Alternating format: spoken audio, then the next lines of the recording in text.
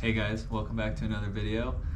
Today we're going to be attempting to do a little bit of a build out to the back of this truck. I got this camper shell a couple months ago and I've camped in the bed of the truck one time before, but I didn't have any build out. So I want to try to do like a minimal build out to just have a little bit more storage space and make it a little bit more comfortable while still being able to use the bed of the truck.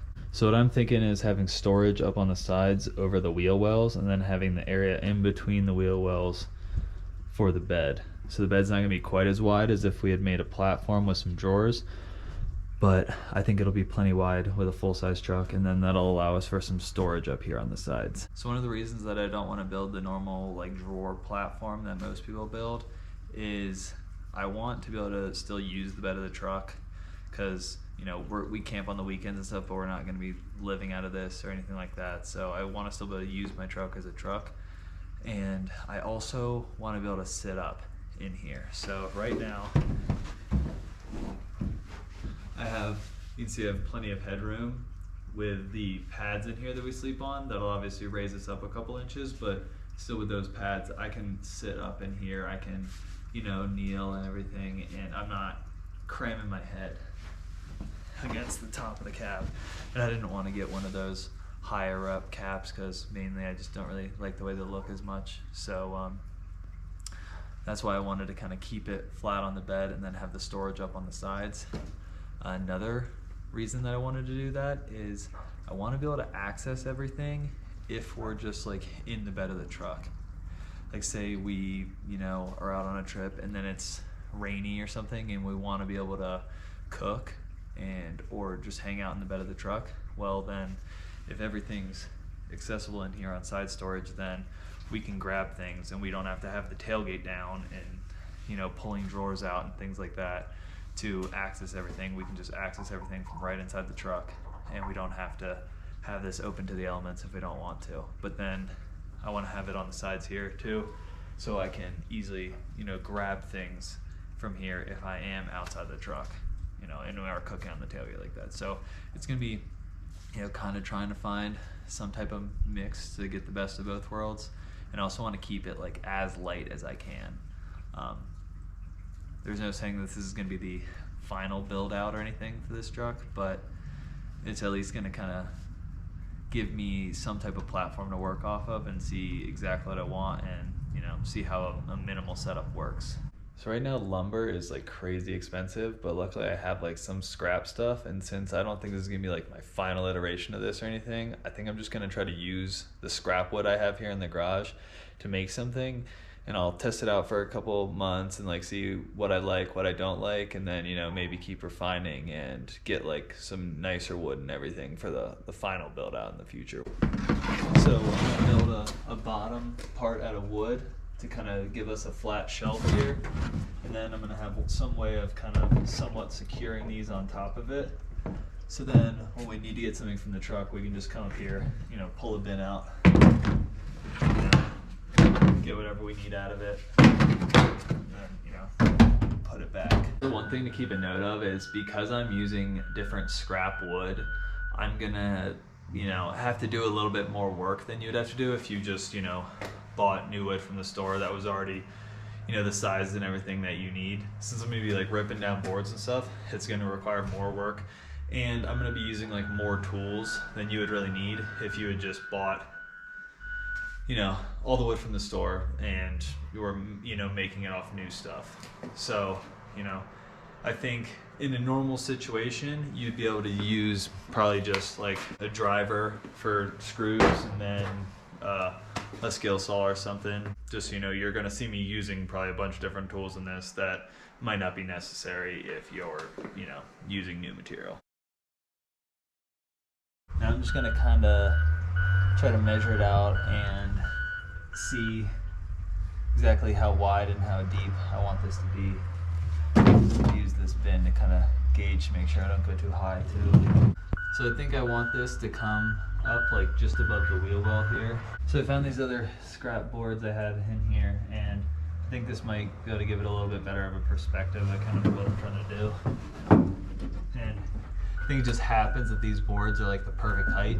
But yeah, I think this will actually be perfect I'll attach this board to this piece here, and then I'll have a frame that, you know, comes down, little box here, box in the other end, and then I'm gonna come across the top here.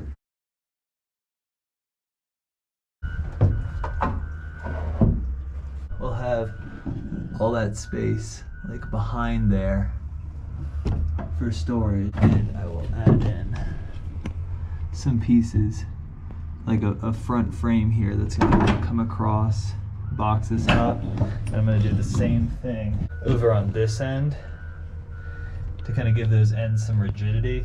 I got this end piece framed out and added a piece of plywood to the end of it.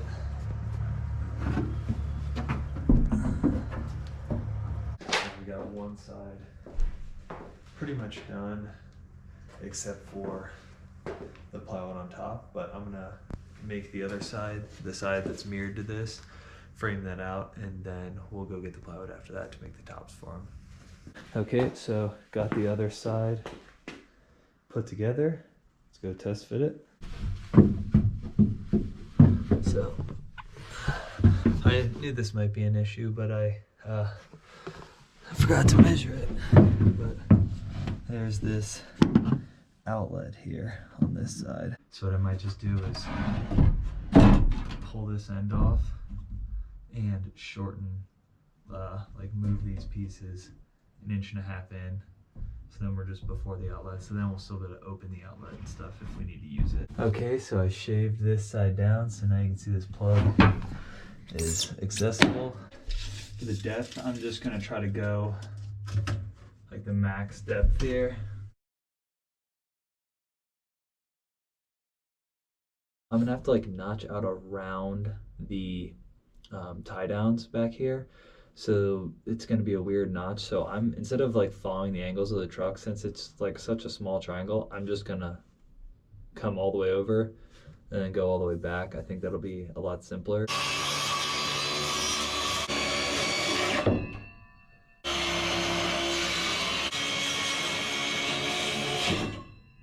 Okay, so we got both sides notched out and just sitting on top now. You can see on this side I put the bins on here, so you can kind of see how it's going to go, and I'll just use this tie down and tie down in the back to just like throw a bungee over those.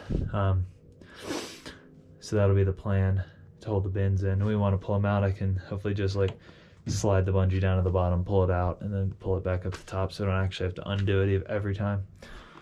But there's actually a little bit more space than I had thought.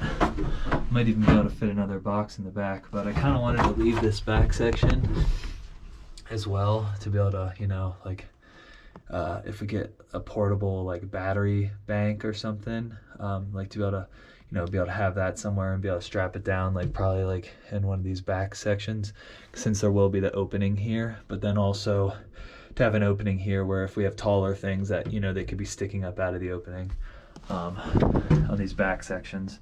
So that was kind of my plan with that, just to have the two front boxes, but we'll see kind of how it goes. So now I'm going to work on cutting out the openings. I'm probably just going to do 2 openings.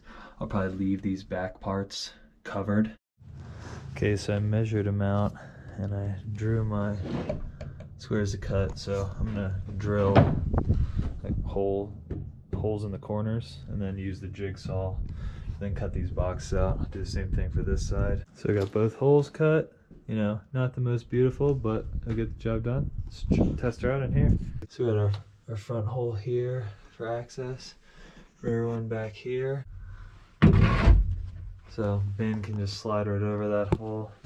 Second bin ends right before this one, which is kind of exactly what I wanted to happen here. Okay, we got side 2 notches done. So now just got to attach these top pieces to the main pieces, and then that's all I think we're going to do for today. It's getting kind of dark out.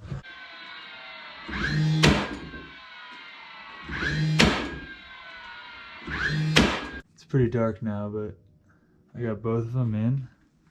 They're not bolted down or anything, but they're just sitting in there. Yeah, this is kind of how it'll look when We don't have any camping gear in here. Welcome back to the truck camper build project. It's a couple days later and I just painted the wooden platform cubby shelf things that I made the other week that go right over the wheel wells of the trucks on either side. Here they are, spray painted black. And I spray painted the undersides too of both of them. I got these like foam gym mats that lock together, go across the bottom here, and we will have actual like foam bed pieces over top of these pieces, but I thought this would be good just to cover the floor as like an extra layer of insulation before then. And if we decide to say like flip one of the foam pieces up and kind of sit this way as a couch, we still have kind of a somewhat insulated or softer like floor. So I just put these puzzle piece things together, and as you can see, it pretty much covers almost the whole bed. There's a little bit of space here in the front, but it's 4 feet by 6 feet, so it should cover pretty much under almost the entire sleeping area. So I'll pick this back up once the paint is dry and I can work on fastening the cubby things into the sides of the truck so they won't be, you know, sliding all over the place while I'm driving around. It's a couple days later now. I gave the paint and clear coat a little bit of time to dry, and I got stuff to try to connect those cubby parts like into the actual bed of the truck. So got a few of these like turnbuckle hooks. And some of these U-bolts like put through the wood to, you know, hook onto and hopefully hold that in place. Okay, so I'm starting on the side with like the farthest distance between the tie off here and the wall. And I'm gonna try to get this side up like as high as I can get it. So we got this one bolted on. This is the outside that you'll see. This is the inside. Let's go test it out. So it's actually incredible. I didn't even tighten the turnbuckle that much, but you know, it's solidly on there. And I wonder if that's already bending that carabiner. I mean, might have to switch those out with some actual strong carabiners, but yeah, it's like not moving at all. If you're wondering why I'm taking off these normal nuts on here and switching them to lock nuts, just because, you know, this is a vehicle, there's going to be vibration and stuff while driving, and I'd rather not have them just, you know, back themselves out over time.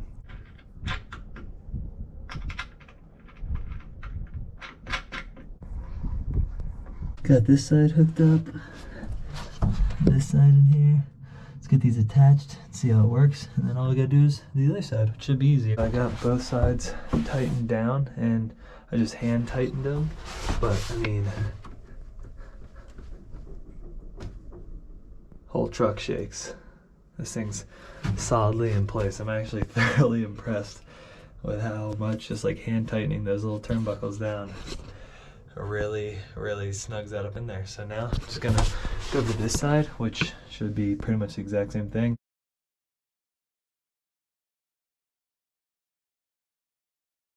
So we got this side in, all secure.